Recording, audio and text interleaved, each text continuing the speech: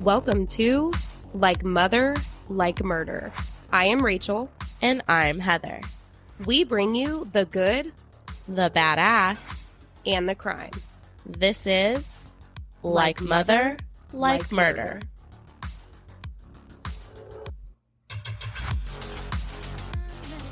I'm ready. Yeah. Heather's ready. Are all of you guys ready? Welcome back to Like Mother, Like Murder. Like Mother, Like Murder. Here she is singing. It was either I'm ready, or what it is, ho, what's up? What's up? I didn't know which one she was going to intro. Stuck in my head. I don't even know why. And just like that little da-da-da-da, what's up? Like, so funny. I don't even know why. Stuck in my head. Oh, well, here we are. Welcome back. What song is stuck in your guys' head? Hopefully now it is What It Is, Ho, What's Up? That is the new intro. What it is, ho. What's up? Ask Siri, what it is, ho? What will she say? She'll say, what's up? That'd be hilarious. We need to, someone try that out right now. Someone try it. Let us know. Love it. Love it. Hey, how's it going? It's going. I'm feeling refreshed a bit. Ooh, okay. The weather is not scalding hot. I actually was able to like open up the house a bit today, open up some windows. Ooh. And it's really nice because a few weeks back, maybe like a month now, I sent you a picture. I set up like a mini patio waterfall. And so you can hear like the water. And I have read that, you know, the sound of running waterfall water or whatever is supposed to be very therapeutic. And so I love when I can keep my windows open so I can hear it. It's very relaxing. That's beautiful. I want to hear that. I need to make a garden. I have one quick story before you get into yours. I had two on here. We'll see how quick I can go. So the first one, actually, it's not even a story. I'll do the first one. I have two stories for you. First one is I am drinking this.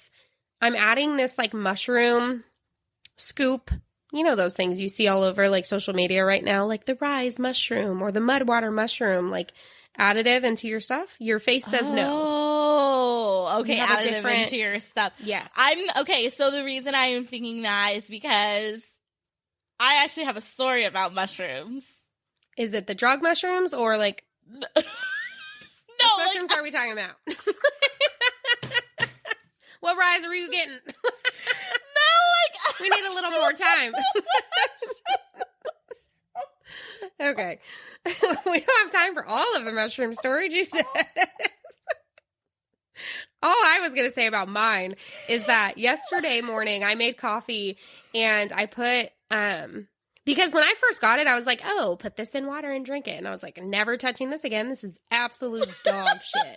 And then I was like, okay, let me just add this into my coffee. And it was really good.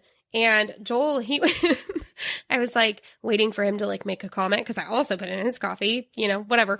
And I'm like waiting for him to make a comment. He doesn't make a comment. And it's pretty much like, I pretty much know he's wondering why I'm staring at him like, are you going to say anything? You know?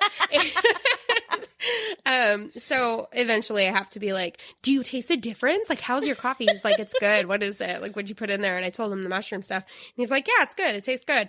And then at the end, like right when he went to take, cause I stir mine and I have a straw, so I'm constantly stirring. Well, his is like hot, so it's sitting at the bottom. When he took his last drink, it was all like mushroom powder. Oh no! So funny. He was like, didn't like that. It was so funny. Oh man. I have never tried mushroom powder. I also have never tried drug mushroom. Okay. When I was talking about mushroom, I was talking about a literal, like, so one of my plants has been dropping leaves. Okay. And normally, you know, like I take the leaf out, I throw it away. For whatever reason, I have just left this pile of leaves for the last like 5 days.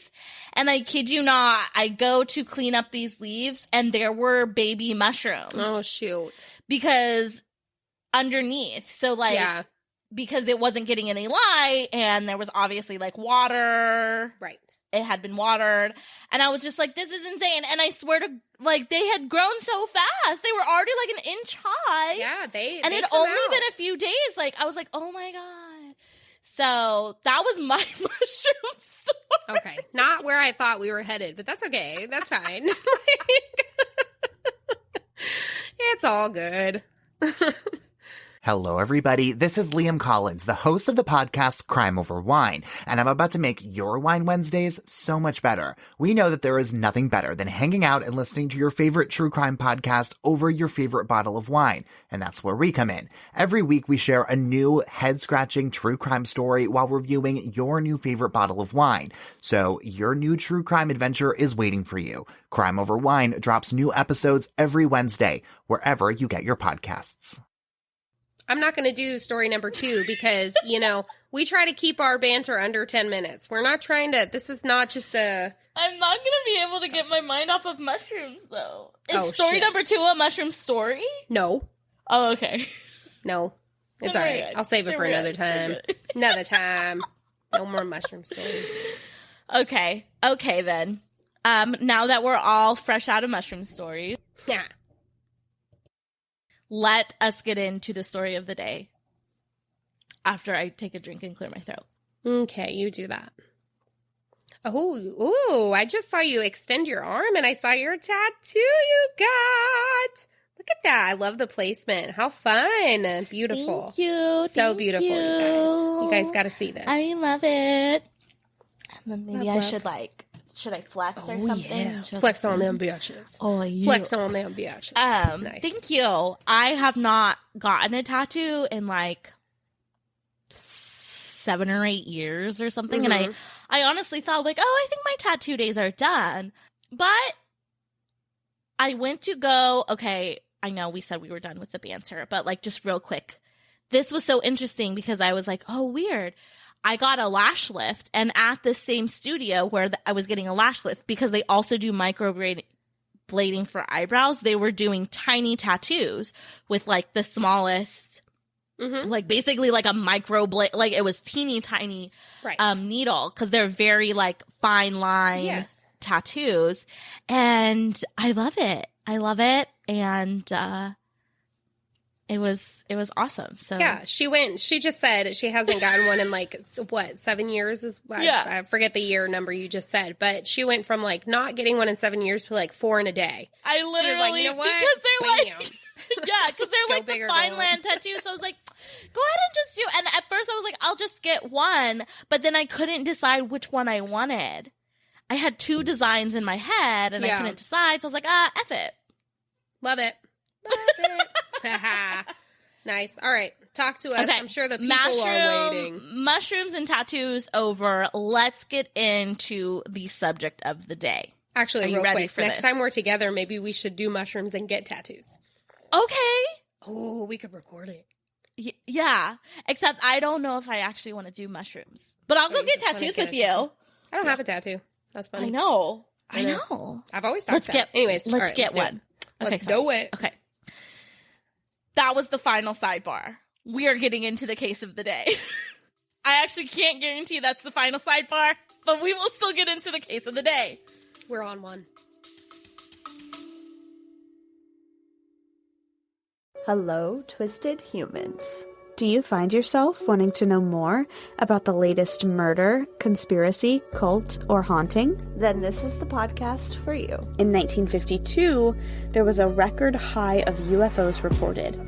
1,500 sightings. There has been evidence of human sacrifice, devil worship, and it is haunted by more spirits than can be counted. A family of 2 adults and 2 kids reportedly saw a giant flying thing with glowing red eyes. And meanwhile, the family's nanny that helped Veronica to care for her and Lucian's children was found bludgeoned to death in the basement of their family home. I'm Alicia. And I'm Sierra, and this is Twisted and Uncorked. Okay, on one. So this, I'm throwing it back. This is a little bit older. Or maybe I shouldn't say that because this actually happened the year after to the day that Zach was born. Oh, snap. Yes. So, and if he heard me saying older, he might not like that. But I'm going to tell you about Jake and Dora Cohn.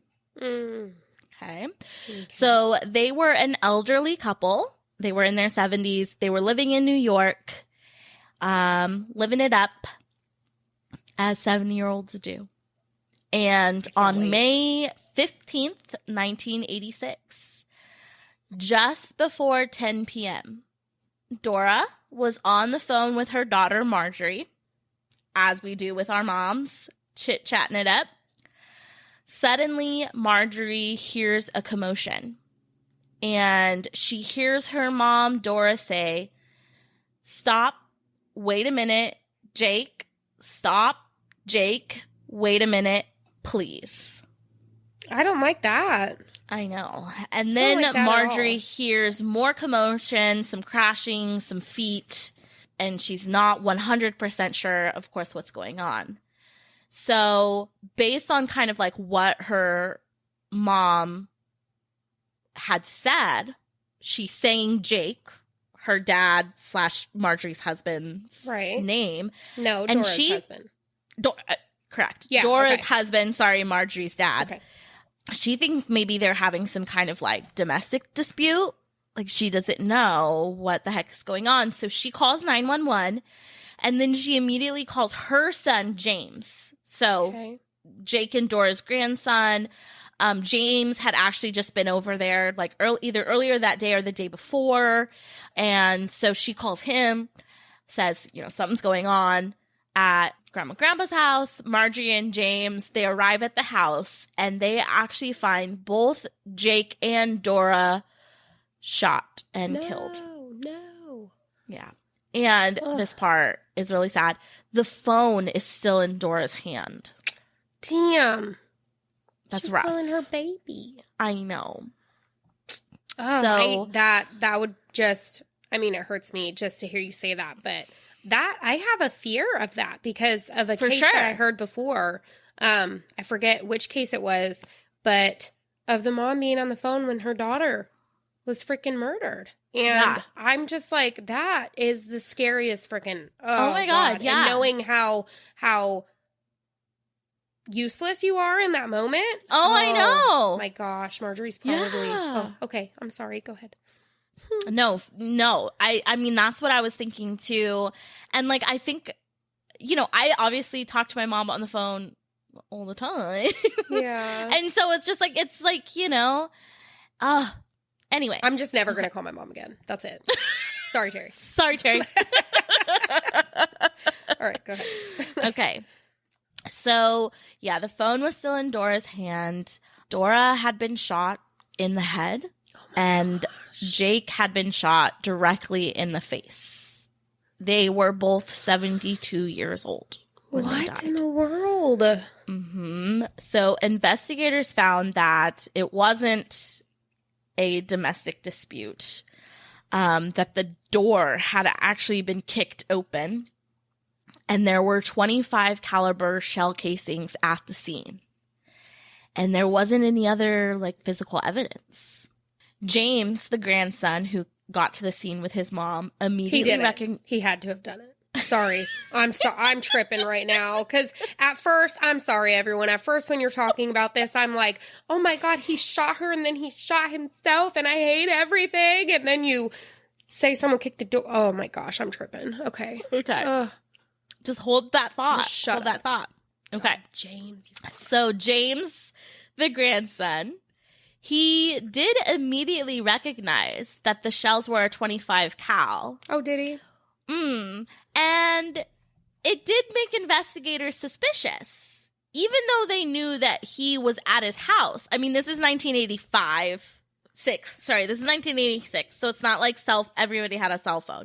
They knew that he was at his house when the murder happened because his mom called him right after. But they still did think like, what the heck? How do you immediately look at that? Are you some kind of gun expert or what the hell? How did they know he was at his house?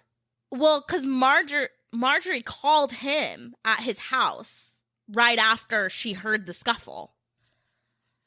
So they know that he was not like at the scene of the crime because he answered his phone at the house. Oh, on a house phone. On a house phone. They didn't have like cell phones. Okay, Yeah. I'm like, that don't mean shit to me. What are you talking about? I gotta remember the ages. 1986. 1986, right? Oh, they didn't page his ass? All right. Okay, I'm following. I promise. I'm trying to stay here with this. Okay. So, the next day, Marjorie and her brother, they go through the house and they say the only thing that was missing from their parents' belongings was Dora's pocketbook and a metal box that had a coin collection in it. That seems very specific. Very specific, right? And then get this. That same day, so the day after the fucking murder, James... Rachel's face is like, okay. He calls and asks police if they had found the will because apparently his grandfather had promised him a lot of money. Oh, really? So Jake and James did have a pretty close relationship, but still, what the fuck? Okay. So kind of like strike 2 on the suspicious behavior there, James. Like, you need to simmer down. I'm just gonna mime the rest of the episode because I have no words. Like, just ridiculous. Okay. So police do actually end up questioning James. They give him a polygraph, but the results are inconclusive. Okay, but they know that James does have a criminal record, including burglary. And he does still have some criminal acquaintances that are also have burglary on their rap sheets, okay? So just a bunch of thieves hanging around James and him and his friends, okay? Okay.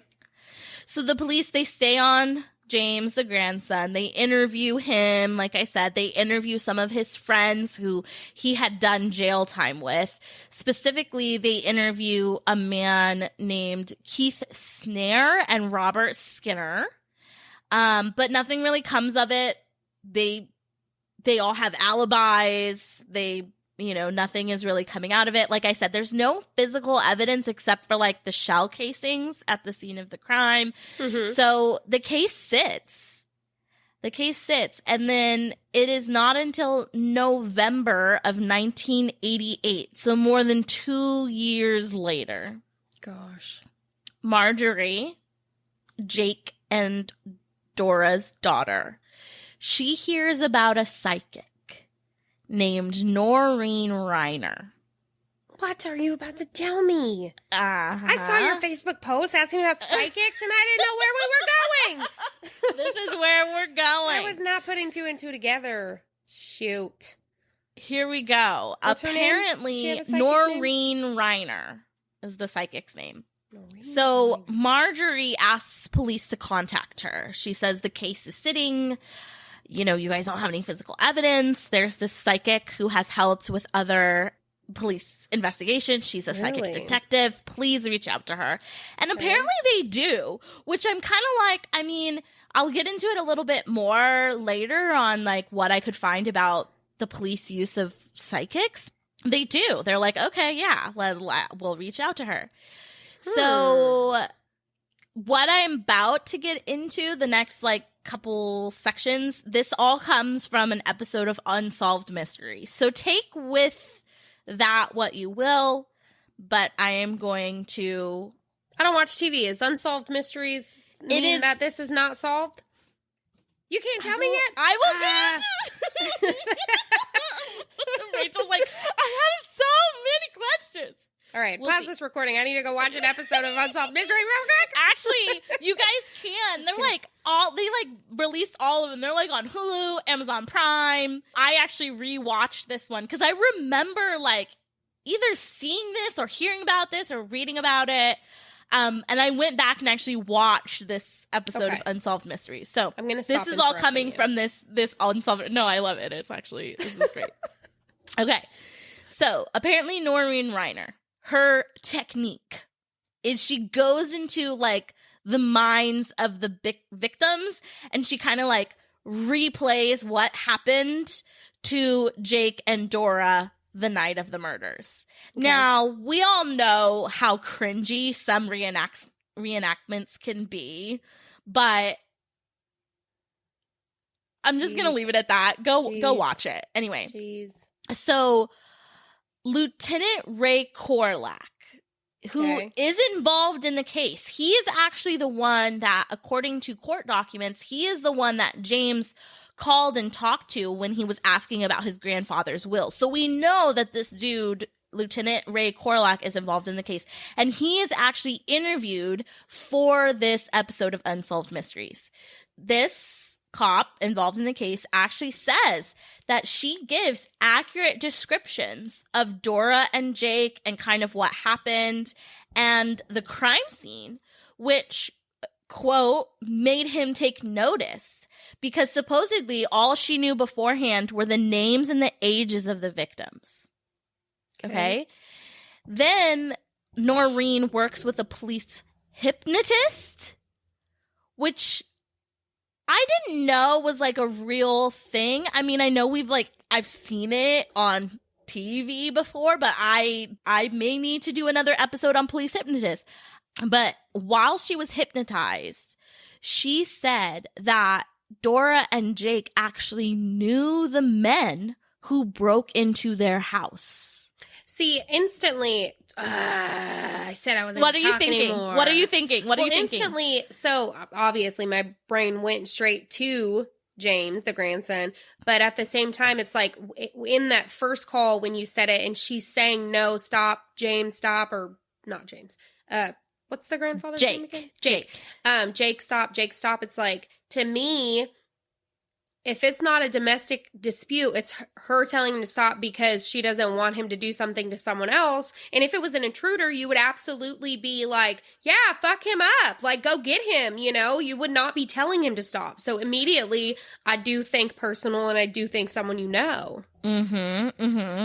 So, yes. So, Noreen Reiner, psychic detective, she says that they knew the men who broke into the house, and when the hypnotist asked if she could get a name, she could only give them the letter S. Okay? Well, I mean, I'm sorry. I don't know what to say about that, because instantly I'm like, okay, and the fuck does that mean? Right? Like, that's always my first guess on Hangman is S. Like, I mean, okay, but anyway. I always do a vowel. My first one is, and sometimes why. Sorry. Oh, shit. Okay. S. She gives them an S. And then they give her 10 photographs, but she doesn't want to see them. She just wants to feel their energy. So supposedly, she picked 3 photographs without looking. With her eyes closed, she picks out 3 pictures. The first one, nothing to do with the case. Okay. The second one was Robert Skinner, right? One of the grandson's friends. Mm-hmm. From jail. Okay.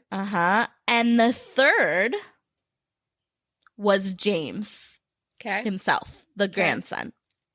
So with this, the cops now go back to Robert Skinner. They recheck his alibi. Turns out it wasn't any good. The alibi wasn't any good. But other than seemingly a witness testimony about his alibi, they still don't have any other physical evidence connecting him to the crime. him or anybody for that matter. Okay. Okay. So that is the end of what I got from Unsolved Mysteries. Okay? Oh, I'm like, no, it's not. It's not the end. It's not the end, but that is all I got from Unsolved Mysteries. Okay? Okay. So like I said, that they went to the psychic in November of 1988. Mm-hmm. Okay. The rest of what I'm going to tell you actually comes from like court documents. This happens February, March of 1990. So this is a year later. Okay. So almost 4 years after the murder, and about a year, a little over a year after Noreen Reiner was contacted and gave her information, witnesses actually start contacting police with information about the murders. 4 years later. 4 years later. That's cool. Thank you guys for your help. Sorry. Just like, I'll wait until I get into it, because you're... oh, God. Jesus. Sorry. Okay. I'm like, we always say, like, just say something, say something, and it's like, finally someone does 4 years later, and I still hate them. I'm like, what is taking you so long? Well, one of them you're really gonna hate. The other one, he kind of has an excuse, I guess. So, in February of 1990, 4 years later, James is in jail for some other crime, and someone who he's in jail with calls and tells police that he recently heard from James. So James recently had this confession to him. Oh, yeah. That his grandparents had been killed in a burglary gone wrong, and that it was not supposed to happen that way, and that he had told them not to hurt his grandparents. I don't feel bad for him. And then about a month after that, so March of 1990, another inmate, Robert Skinner, close, calls police and says that he was actually supposed to take part in the burglary, but then decided not to when he found out that one of the men was taking a gun.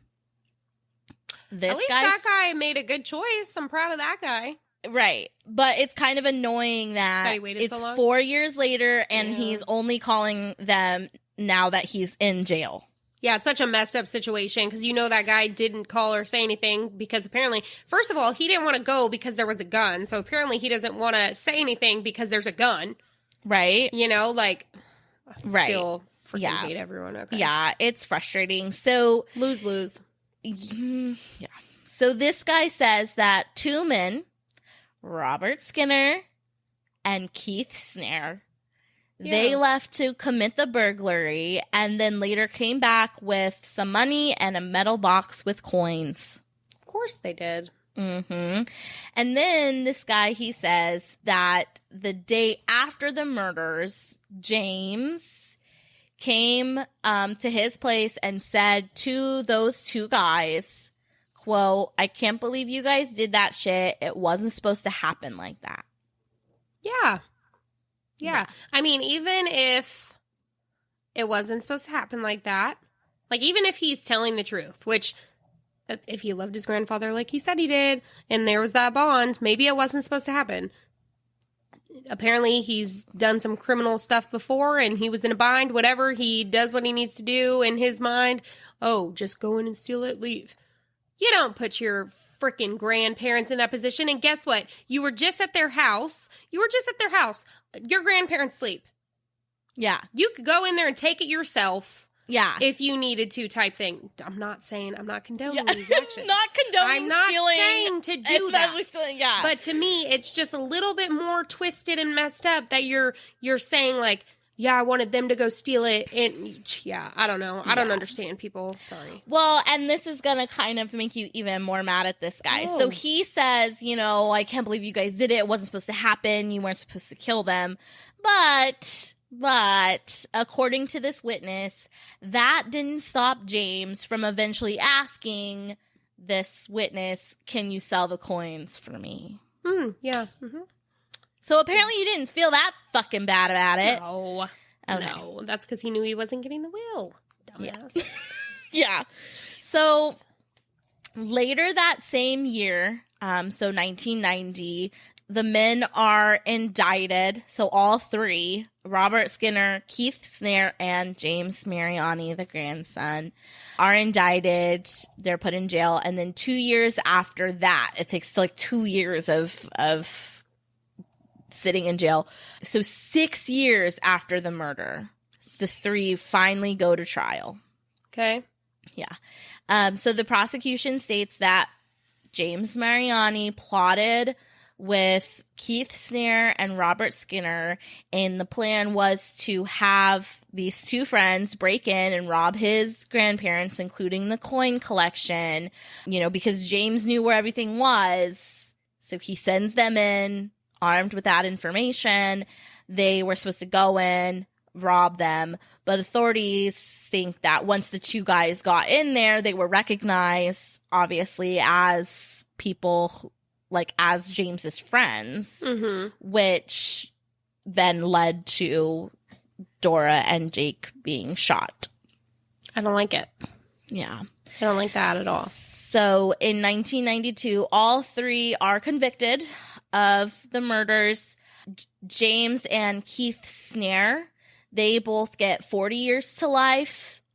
And then Skinner, who was the actual shooter, got 62 years to life. Okay. Because remember, y'all, if someone dies in the commission of a crime that you are involved in, you are still responsible and you will still get charged with felony murder. Yep. Okay? Okay. Okay. Okay. That is the case. Just really quickly. So I have had the idea to do an episode on psychics for a while, right? Okay. And when I started doing the research, it was just a lot of short, one paragraph, psychic helps solve, And when you really try to dig deep into the case, you can't find a lot of information on it. So I ended up choosing this case for a few reasons. One, there is actually a decent amount of info online, which is good considering it's not that popular of a case. I don't think this really made national headlines or anything like that. But the grandson has, and I think Skinner too, they have both filed appeals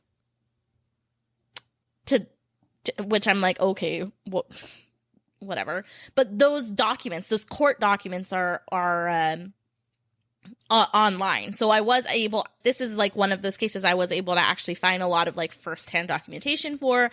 And then after I looked into it, I thought it was just, oh my gosh, this is a super crazy heartbreaking story. Cause Marjorie first, she's on the phone with her mom when her mom gets murdered. And so she's having to deal with the fact that her parents were brutally murdered in cold blood. And then she has to come find out that her own freaking son is the one responsible.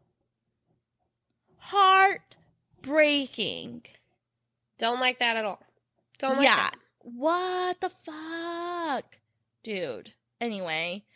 And then obviously, I wanted to try to find a crime, quote unquote, solved by a psychic. Mm-hmm. I do think one day I want to put together a collection, because there are a lot out there that you can find, but you can't back it up with too many different sources. And that was hard to do even with this case, because I had the court documents, but obviously the court documents, they all talk about the two dudes who came later and gave their testimony about, these two accomplices. Yes. After she had kind of pointed them out. So when you try to find research or statistics on psychics, it's hard, right? Because there's a lot of if you Google it, yes, there's a lot of websites out there, but the sources that these websites are for psychics themselves, hey, I'm a psychic detective, I can help you. So I don't think that's a very objective source. Right. And then there have actually been a few studies, straight up research studies, where they're kind of almost testing psychic ability, but they don't show much evidence for the effectiveness of a psychic. Yeah. that's kind of how it is. But this Noreen Reiner, so this psychic, she actually has written a whole ass book. I have skimmed some of her other cases. And I'm kind of like, I don't know how I feel about it. So one thing, she does have like a history of working with police, with working with authorities. She legit has lectured at the FBI. So obviously they think she's got some kind of talent enough for that. So at the FBI, she was a speaker for Robert Ressler, who, if you guys don't know that name, he is actually a pretty famous criminology guy. Mm-hmm. He was a big shot with the behavioral sciences unit of the FBI, like the people who hunt down serial killers. And a lot of people think he is the person who like came up with the term serial killer. Mm-hmm. Like Robert Ressler is a big crime guy. Okay. And when you read through her cases, it's like hard to say how involved, because for instance in this case they can't find anything. They go to the psychic. She kind of points to at least Robert Skinner, so they go back. They're maintaining their efforts on this Skinner guy, but it's not until the other guys come in with their testimony that they're actually able to like do anything with it, because I'm not so sure how well psychic evidence holds up in court, right? I should have looked that up. Like, do they allow psychics in court? And if you look through all the official stuff on the case, like I said, the court documents, they don't talk about her. But then when you watch this episode and you hear this lieutenant who was involved in the case say, like, she did provide accurate information, like, but ultimately kind of, I guess, where I stand on it is if using a psychic helped keep the case alive. Right. Right? Like, if they've literally run out of any lead that they could possibly have, and so they turn to a psychic, she gives them a new lead, or he gives them a new lead, great. Or maybe the use of a psychic helps make the family feel better. Mm-hmm. Even if it's untrue, your parents didn't suffer. I mean, if that makes the family feel better, I'm all about it.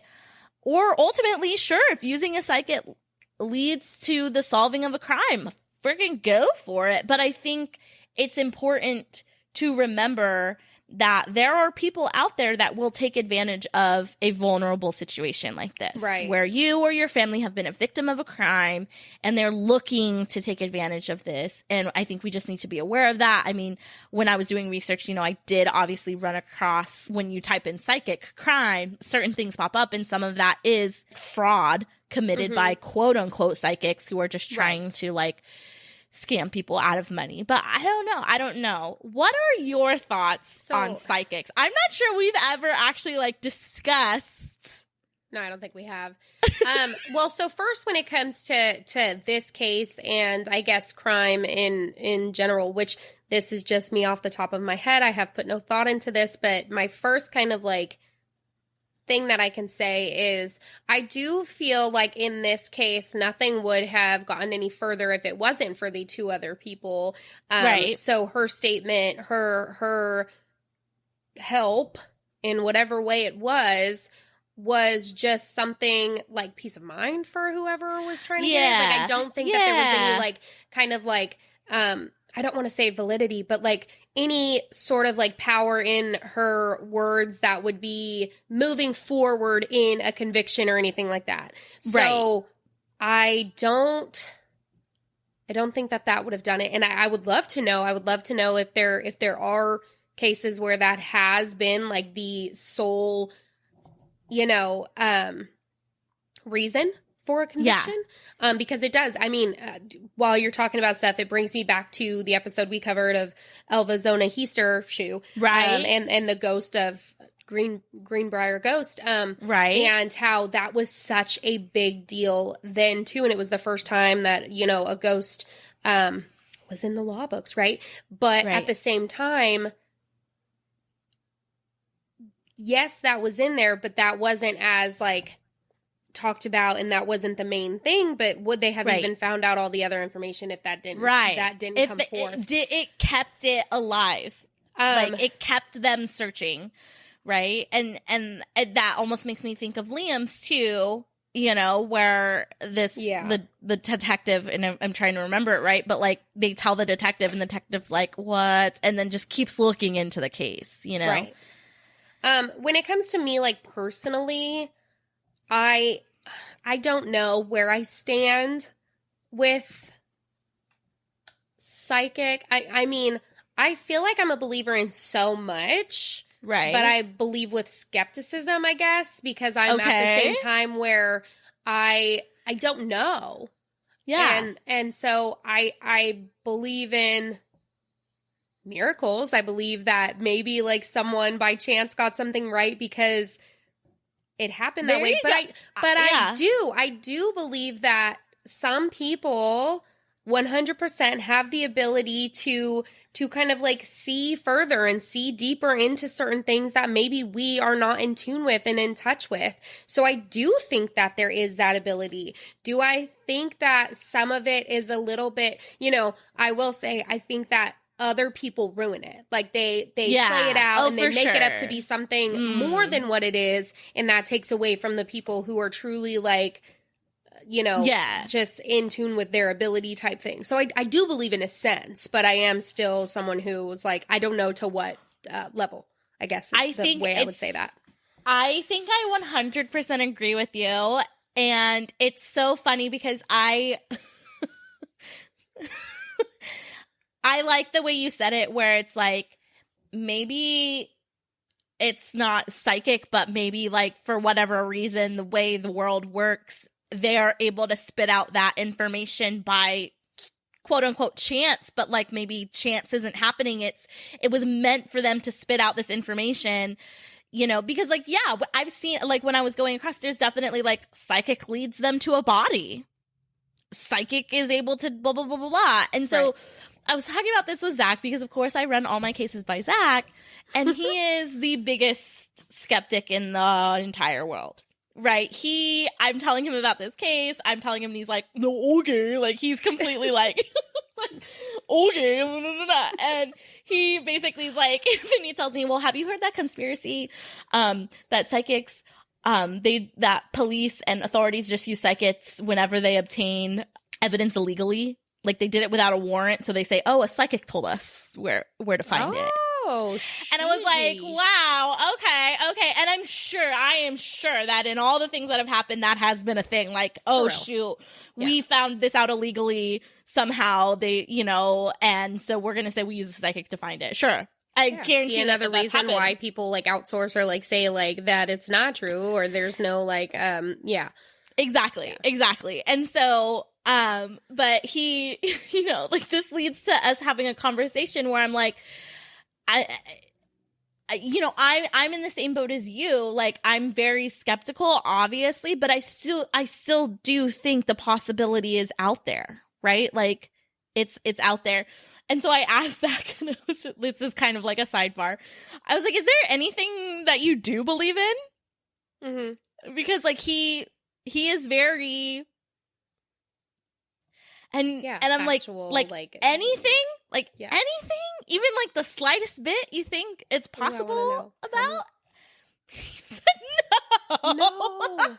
He said the only thing, like, and it's so funny, right? Because like I've asked him before, do you believe in soulmates? Like trying to be romantic and stuff like that. I was like, no. Like, do you believe? Like, no. Like nothing. Like, and I was like, is there anything? He's like, I feel like the only thing that's coming to my brain is like maybe I believe in like a conspiracy, like the U.S. government set this up, so blah blah blah. I'm like, but some of those aren't actually conspiracies. Like some of those are true. Like the U.S. government set shit up. Like so you like so like no, that's not an answer.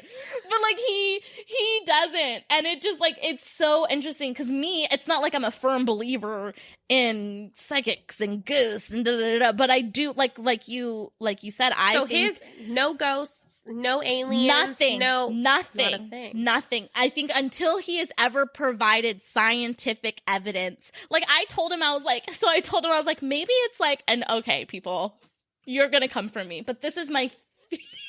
Go ahead, do it, bring it. Let's go. Okay, throw the pot. Psychics, like you said, I think what it is they have the ability, if they're real psychics, this is my theory, that it's more like dimensional. So what I was telling Zach, and I swear to God, I think he wanted to like immediately divorce me in this moment. He's like, you can't be serious. We know. Okay. I'm going to see if I can say this without. I need to see where you're going. Everyone is sitting on the edge of their chair. People have parked their car to see what you were about to say right now. I just know it. Someone's not folding their laundry because you're pausing. Come on. Okay. We know that time travel is theoretically possible. There have been tons of theoretic physicists, I think, are the people who come up with this, who explain how time travel is possible with black holes and yada, yada, yada.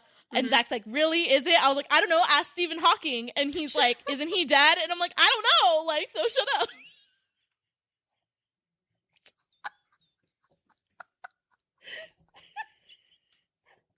I'm going to be a fly on the wall during these conversations. I tell you. I'm gonna pee my pants. Hold on. Oh, fuck. Okay. Oh, shit.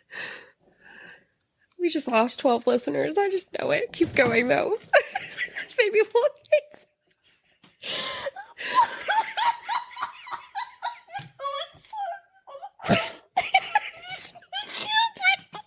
I just snorted live on the podcast. Okay. Ooh. I'm really sorry. Okay. So my theory is that, like, we know that theoretically time travel is possible. So maybe what these psychics are doing is almost like tapping into another dimension, another like time where, like, when someone like Noreen Reiner says she goes like into the mind of the victim, what she's doing is actually like tapping into time travel or tapping into a different dimension where she's able to like replay the moment. Okay. Oh my God. That was hard for you. I'm so sorry that was so hard for me. I'm just sitting here picturing my husband's face and going like, and him just sitting here thinking like, there's no way that you can publish this episode because people cannot know that my wife believes in time travel and psychics. Oh. Yes, they can. You know, it makes me want to kind of like delve into it further and kind of like learn a little more. You should. It makes me think of like even the Spiritual Sisters podcast, right? Like they have people on there that talk about stuff, and I am actively listening for numerous reasons because they do touch on a lot of different information and a lot of different things. It's not just like psychic. It's not just there's more. But it makes me curious about things, and you know that was the best way I could say it. We should totally do a crossover with you guys if you're listening. Let's do a crossover. Let's bring some stuff about the use of psychics, psychic detectives, and solving crimes, because we know that there are definitely crimes out there where a psychic is the one who pointed them to the body, like, you know, and this other one that I was trying to find more information on, but literally could not, because all I saw was just this clip of it, was that, and so if anyone knows this case, please let me know what the name is, because I, for the life of me, could not find it. Basically, a father had abducted his 3 children and away from the mom. And she had no idea where he took them. Mm-hmm. And so she went to a psychic, and the psychic led them to, I think, like, to Texas. And when they went to Texas, one just in the woods, like that he took them like 2 years ago or something like that? No. This is because they take him to Texas. They go to Texas, and they're like, "Oh, we actually did see a guy with, you know, these kids, but they weren't here. Like, they're gone now." And then the psychic's like, "Oh, he's in Oregon now." And so they go to Oregon, or maybe it was Washington. They're like, "Oh no, he just left." And then they're able to find him in Hawaii, of all places. He had gone all the way across to Hawaii. But like when I'm trying to like find it, I can't find the names or any of the other information. So if you guys have heard of that case, please let me know, because I would love to look into that more. But let's do a crossover with Spiritual Sisters, and let's totally do it. Well, let's also and for all you listeners to see what we feel or whatever, because you know my skepticism comes from fake people, right? Sure, So, 100%.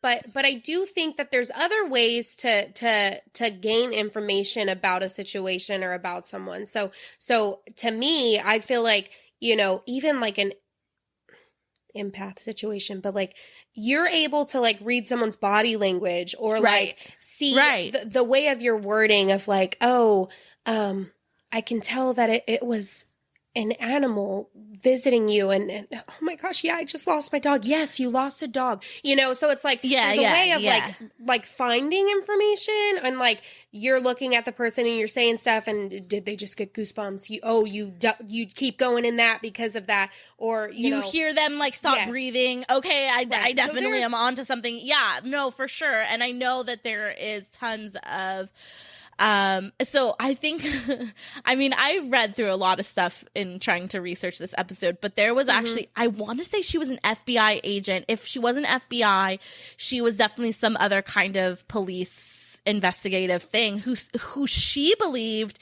she had like a psychic connection, and kind of what other people thought who are skeptical and don't believe in that is like, no, she is just very in tune with picking up clues, body language, making connections that your average person just cannot within their head make the connection of.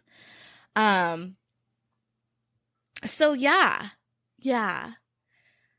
We're going to have to eventually go through a list of all of the things. Well, even like all of the other stuff too, because I mean, it really does make me want to talk more about just, you know, other stuff, when you said Zach says nothing. Yeah. Aliens, nothing. ghosts, spirits, the afterworld, you know, like all of these things that just, you know, will get people really, really riled up. Oh, yeah. Let's piss some people off. And for those of you who maybe you are a skeptic, like I said, my husband does not believe. We are here to support anybody's if you have an opinion, you can share it. It's a safe place. We're not here to tear anyone down.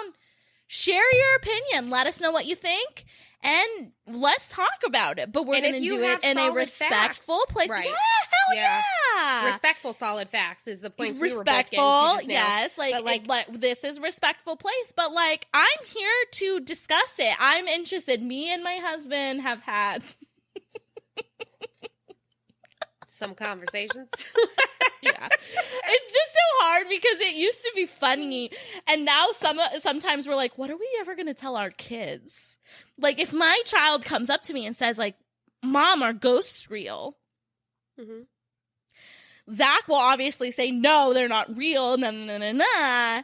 And it's like, for me, like, I can't, it might be hard to explain to a 4-year-old that, like, I think that they are in a sense, but I don't think they are in the way that you're probably thinking about ghosts. You know what I mean? I believe in ghosts. Like, I believe in aliens. I believe in a lot of fucking shit. Like, so it's hard. It's hard for me. And so, like, Zach and I like, we've literally had, well, everyone should. But, like, that's what's hard is, like, Zach and I, like, we don't know, like, what are we going to tell our kids? Yep.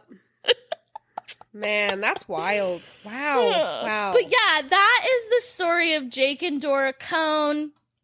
Ultimately, an elderly couple who got royally just that grandson, you're the worst. And Marjorie, I'm so sorry that that's something that you had to live through.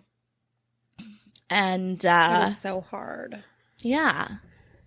Well, you did a good job covering it, and you know, the conversation. I like the conversation that you started from it because this was a factor in this case, and I wonder how many other cases was it a factor too. And you know, I want to look more into it. So we're gonna do. And if you can find some, I literally tried to type in like statistics, psychic crime, statistics, psychic detectives, like research, psychic detective. There's not a whole heck of a lot out there. Yeah. So yeah, that I found was that I thought was like objective enough to use on the podcast. So. Right. All right. Wowzers, my well, girl. There's that. Well, for those of you guys that are still here, through not only the crime, not only the squealing and the snorting and the laughter fit that we went through, but also our questioning of what is real and what is not in life. For those of you guys that are still here, we want to know what you guys are thinking too. Like, write us in and also send some stuff. Like, if you guys have some information or even some cases that we can look at that kind of like tie into any of that kind of stuff, please let us have it. I'm very interested. So I am. And speaking of, like you said, like I posted the question to Facebook. Well, we were only at like 1 and 2 before we started today because you posted it this morning. Go to our Facebook page. I'll add it like to Mother Like Instagram Murder after this. Do that. We want to see what you guys think. I put up a very simple poll. Do you believe in psychics? Do you not? And I'm interested to know what our listener base, where you guys stand. We have one what do we for have? One. Well, now 2 because I voted, but 2 for yes and 2 for no is all we have on there as of right now. We're split. Yeah, I'm about to name drop. Who are these 2 that say no? What the hell is Steven doing on there? That's so funny. You added all these people? I did. I've been adding people like crazy. If you're not part of our Facebook group, please go join. I have been adding people like crazy. And it's just going to be a bunch of fun. Yes, it is. And I'm going to post it too. We need some more input on that. I do. But yeah, okay. All right, you guys, that is our job to continue looking into that and finding some stuff, and you guys add to it. That's what I got to say about that. Sounds good. Thanks, Heather. That was wild. And also, Marjorie, I'm so sorry. I'm sorry. So sorry. Ugh, I hate that. All right. Well, you guys know where to find us. If you don't, you should figure it out by now. We are at Like Mother Like Murder on social media. And also likemotherlikemurder.com if you guys want to go there and check out the website. And we are Rachel and Heather. And welcome. And we're looking forward to hearing your thoughts. Of course, 100%. Bring it on. Bring it on. All right, I got to go set up a psychic hearing now. So please do. We'll get into that. Yeah, that's kind of scary. All right, we will talk to you guys next week. Almost died because I'm still like laughing kind of. Don't do it. Right, I know. All right. See you guys later. Okay, love you. Bye. Okay, love you. Bye.